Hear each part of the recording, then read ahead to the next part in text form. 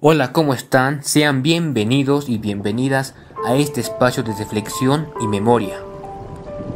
Somos Ezequiel y Líder, y hoy te invitamos a acompañarnos en un viaje por uno de los capítulos más intensos de la historia de América Latina, el ciclo de las dictaduras militares.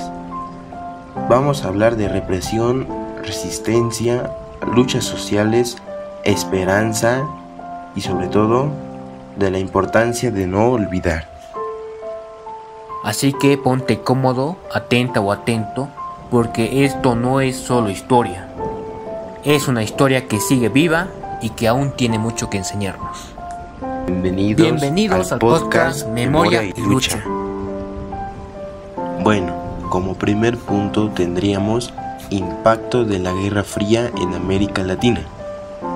Hoy exploraremos cómo la Guerra Fría, esa gran confrontación entre los Estados Unidos y la Unión Soviética, marcó profundamente la historia política de nuestra región.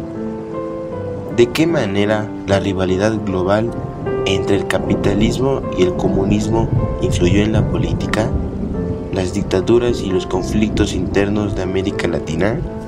Tras la Segunda Guerra Mundial, el mundo quedó dividido en dos bloques, ideológicos y militares. Por un lado, Estados Unidos y sus aliados defendían el sistema capitalista. Por otro lado, la Unión Soviética impulsaba al comunismo. América Latina, aunque geográficamente distante, fue un escenario clave para esta confrontación. Estados Unidos, preocupado por la expansión del comunismo, aplicó diversas estrategias para contenerlo. Entre ellas, el Tratado Interamericano de Asistencia Recíproca, la TIAR, que aunque fue representado como un pacto de defensa mutua, en la práctica sirvió para justificar intervenciones militares y golpes de Estado en la región. Otra pieza fundamental fue la creación de la Escuela de las Américas, donde se entrenó a militares latinoamericanos en técnicas de contrainsurgencia y represión, muchas veces violando derechos humanos fundamentales. Esto generó un ejército más preparado para sofocar movimientos sociales y políticos que se oponían a gobiernos autoritarios. La doctrina de seguridad nacional fue un cambio profundo en la lógica de la defensa. Ya no se veía al enemigo como externo, sino interno. Cualquier persona, grupo o idea que desafiara el orden establecido podía ser considerado un enemigo del Estado. Esto abrió la puerta a la persecución de opositores políticos, activistas y cualquier disidente. Finalmente, el Plan Cóndor se convirtió en una red clandestina entre dictaduras militares de varios países para coordinar la persecución, secuestro y eliminación de opositores políticos, incluso más allá de las fronteras nacionales. Fue una conspiración sistemática de represión y terrorismo de Estado. Esta etapa muestra cómo la Guerra Fría tuvo un costo humano muy alto en América Latina. Hubieron miles de desaparecidos, torturados y asesinados. Esta ideología fue usada como excusa para justificar violaciones a los derechos humanos y para mantener estructuras de poder autoritario. Es importante preguntarnos, ¿cuánto influyó esta lógica de enemigo interno en la perpetuación de dictaduras?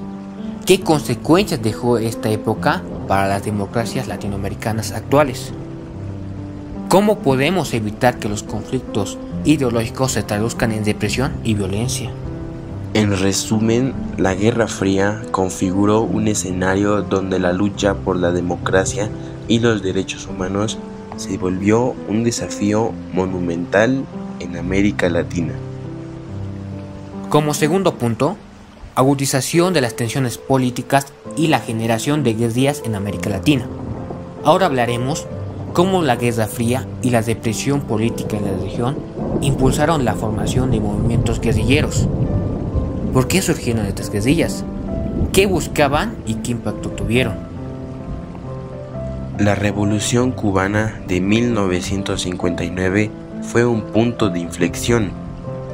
cuando Fidel Castro y sus seguidores lograron derrocar a Batista, demostrando que era posible una transformación radical contra gobiernos autoritarios y apoyados por Estados Unidos.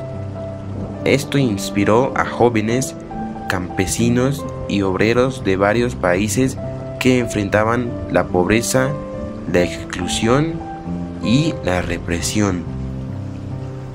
De esta inspiración surgieron grupos guerrilleros como el ELN en Colombia, los Tupamaros en Uruguay, el Frente Sandinista en Nicaragua, el Ejército Revolucionario del Pueblo en Argentina y diversas guerrillas en Bolivia, y entre varios que se puede hablar. Estos grupos compartían una base ideológica influenciada por el marxismo, el leninismo y el guevarismo, buscando justicia social, de distribución y el derrocamiento de regímenes autoritarios. Sin embargo, estas guerrillas enfrentaron enormes obstáculos. Los estados implementaron campañas militares y policiales de represión brutal, muchas veces con el apoyo de los Estados Unidos. Además, la falta de unidad interna y de un apoyo popular sostenido complicó su accionar.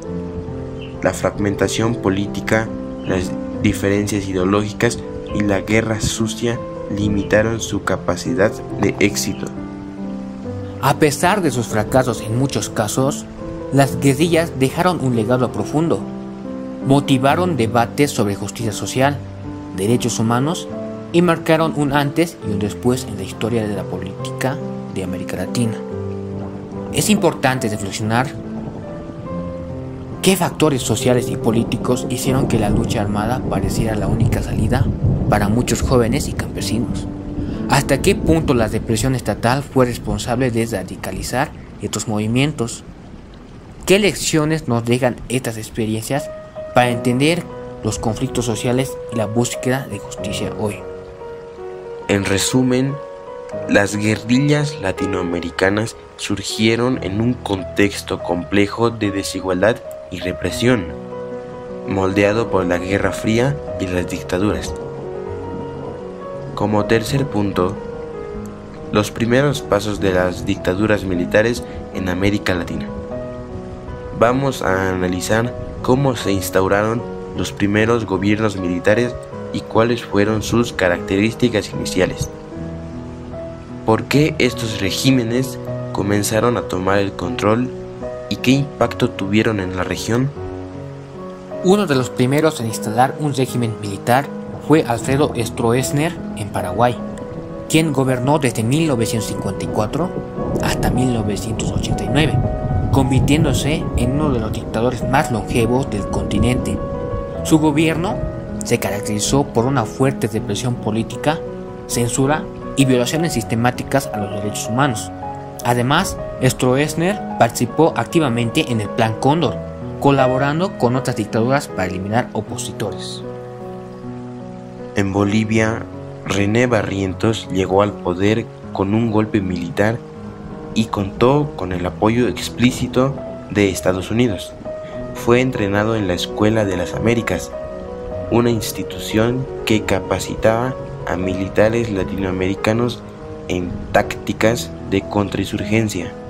Su gobierno fue decisivo en la captura y la ejecución del Che Guevara en 1967, un símbolo internacional de la resistencia revolucionaria. Argentina vivió una experiencia similar con Juan Carlos Onganía, quien en 1966 instauró la llamada Revolución Argentina. Este régimen militar suprimió las libertades democráticas, clausuró universidades y reprimió movimientos sociales. Su incapacidad para resolver la crisis económica y social generó un gran descontento. En estos primeros regímenes sentaron las bases para la oleada de dictaduras militares que marcaría la región durante décadas siguientes. La justificación común era la lucha contra el comunismo y la restauración del orden. Ahora es importante cuestionar ¿Hasta qué punto estos gobiernos militares respondían a intereses internos frente a la influencia extranjera, principalmente estadounidense? ¿Cómo afectó la represión inicial a la sociedad civil y a la política democrática? ¿Qué elementos comunes y diferentes observamos entre estos primeros regímenes? En resumen, los primeros gobiernos militares marcaron el inicio de una etapa oscura en Latinoamérica, donde la democracia fue sustituida por la fuerza y la violencia política. Como cuarto punto, los regímenes progresistas. Nos centraremos en los regímenes progresistas que surgieron en la región en medio de la polarización política y la presión de la Guerra Fría. Analicemos sus objetivos, logros, desafíos y el impacto que tuvieron. A pesar del avance de las dictaduras militares, algunos gobiernos intentaron implementar cambios profundos desde el poder democrático o militar, con un enfoque progresista. En Chile, Salvador Allende fue el primer presidente marxista elegido democráticamente en América Latina. Su gobierno buscó nacionalizar los recursos estratégicos como el cobre e impulsar las reformas agrarias y aumentar la participación social y política de los sectores populares. Sin embargo, enfrentó una fuerte oposición interna y externa que culminó con un golpe militar en 1973 liderado por Augusto Pinochet. En Perú, Juan Velasco Alvarado, aunque llegó al poder mediante un golpe militar, impulsó reformas estructurales importantes, como la reforma agraria y la nacionalización del petróleo. Su política exterior fue independiente, rechazando alineamientos estrictos con Estados Unidos o la Unión Soviética, buscando un camino propio para el desarrollo nacional. En Bolivia, Juan José Torres, conocido como el General del Pueblo, impulsó reformas sociales que buscaban mayor justicia social y participación popular. Su gobierno fue breve pero significativo, ya que representó un intento de romper con las viejas estructuras políticas y económicas. Fue derrocado en 1971. Estos regímenes progresistas reflejan la complejidad de la región en esa época. No todo fue dictadura y represión, sino también intentos genuinos de transformación social y política. Reflexionemos, ¿cómo fueron los principales obstáculos que enfrentaron estos gobiernos progresistas para llevar adelante sus reformas?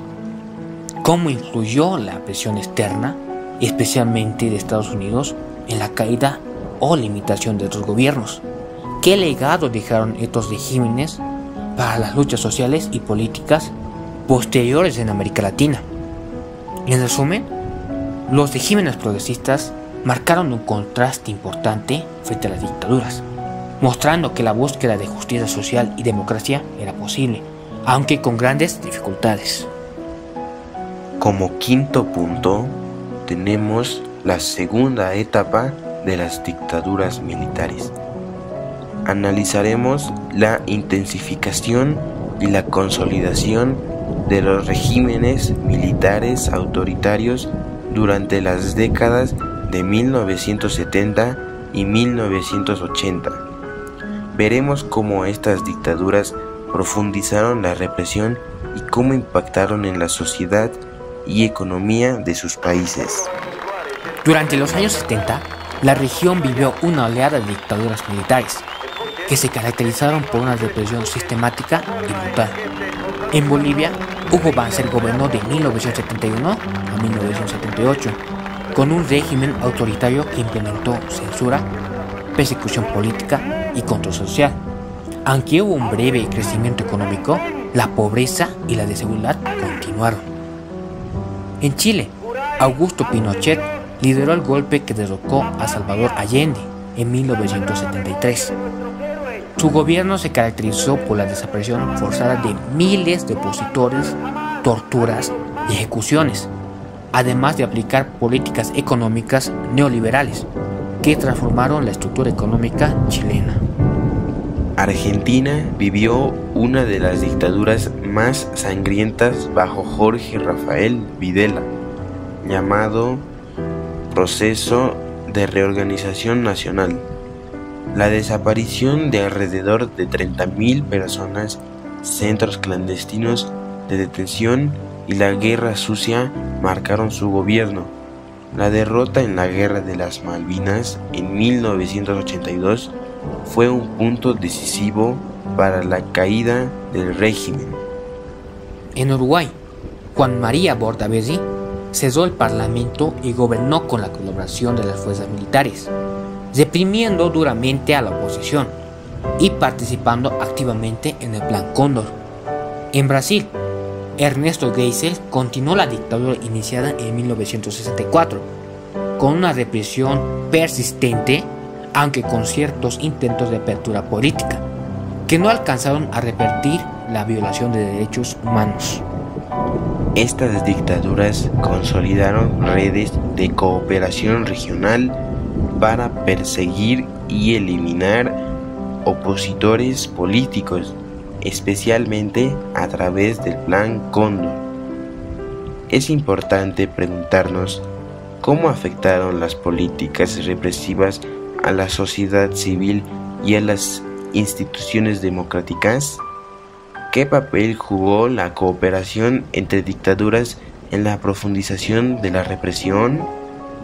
¿Cuáles fueron las consecuencias económicas y sociales a lo largo de estos regímenes?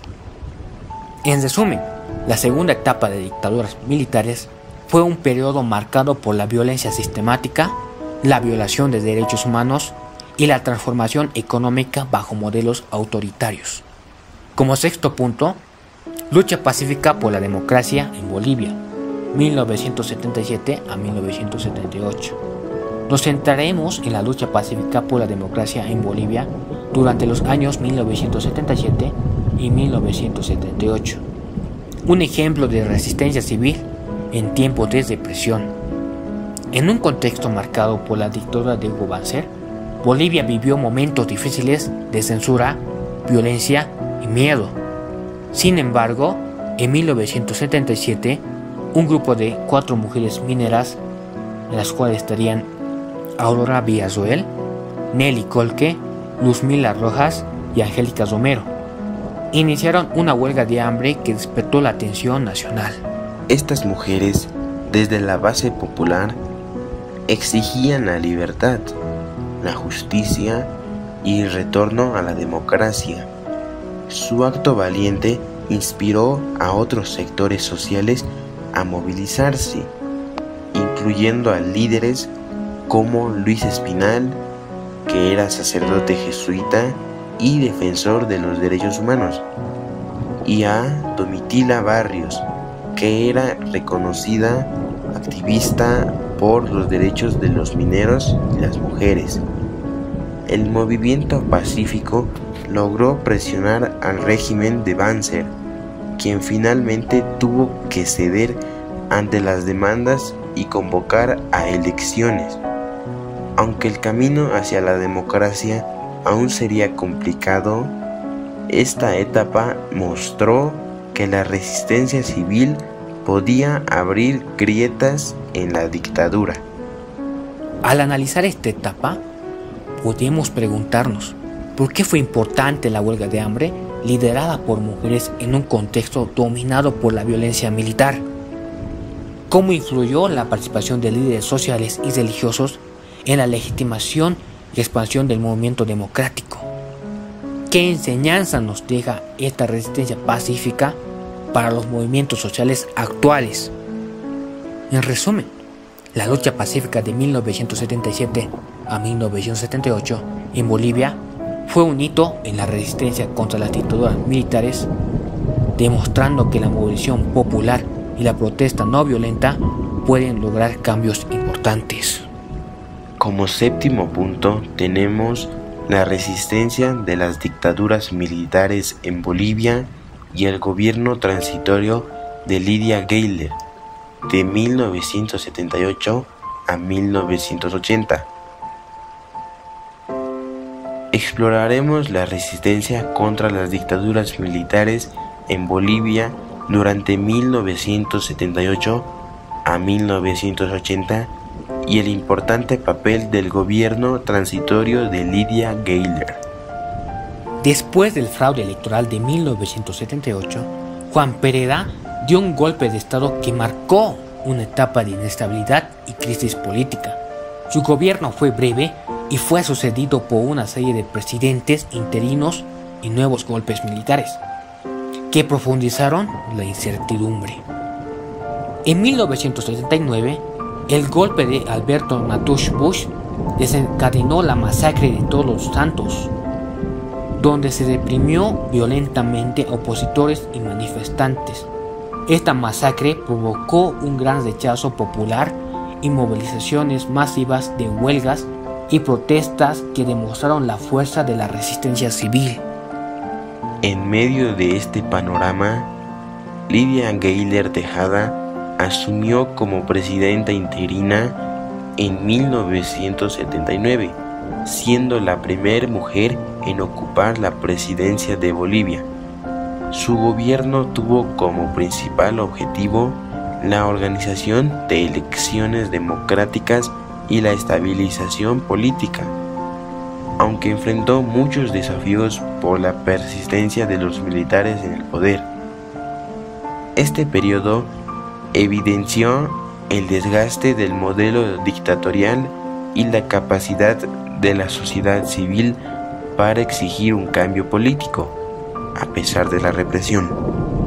Debemos preguntarnos, ¿qué factores internos y externos favorecieron la inestabilidad política en Bolivia durante este periodo? ¿Cómo influyó la masacre de Todos los Santos en la percepción y movilización ciudadana? ¿Qué desafíos enfrentó Lydia Gayler para llevar al país hacia la democracia y qué limitaciones tuvo su gobierno transitorio? En resumen, el periodo de 1978 a 1980 en Bolivia estuvo marcado por una fuerte resistencia ciudadana frente a las dictaduras y un intento de transición hacia la democracia bajo un gobierno transitorio que abrió paso a las elecciones libres. Como octavo punto tenemos la resistencia a las dictaduras, por Marcelo Quiroga Santa Cruz y Luis Espinal Campos. Hoy rendiremos homenaje a dos figuras emblemáticas de la resistencia democrática en Bolivia, Marcelo Quiroga Santa Cruz y Luis Espinal Campos. Marcelo Quiroga Santa Cruz fue un destacado líder socialista que se opuso con valentía al régimen de Hugo Banzer. Denunció las violaciones a los derechos humanos y exigió justicia para las víctimas de la dictadura.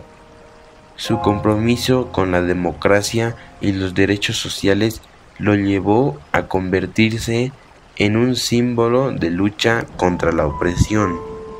El 17 de julio de 1980, Marcelo fue secuestrado y asesinado por fuerzas militares, y sus restos nunca fueron encontrados, lo que profundizó el dolor y la indignación popular. Luis Espinal, sacerdote jesuita, periodista y defensor incansable de los derechos humanos, también enfrentó la represión con valentía. Fue un referente para los movimientos sociales y una voz crítica contra la dictadura. Fue asesinado el 21 de marzo de 1980 y su legado perdura como símbolo de la búsqueda de la verdad y la justicia. Ambos hombres representan la resistencia moral y política frente a la violencia y la injusticia de los regímenes militares. Es necesario preguntarnos qué significó la figura de Marcelo Quiroga Santa Cruz en la política y la sociedad boliviana, cómo el trabajo y la voz de Luis Espinal impactaron en la defensa de los derechos humanos, qué legado dejaron estos dos hombres para la memoria histórica y la construcción democrática en Bolivia. En resumen, Marcelo Quiroga Santa Cruz y Luis Espinal Campos fueron faros de esperanza en tiempos oscuros, y su vida y muerte nos recuerdan la importancia de la resistencia ética y política.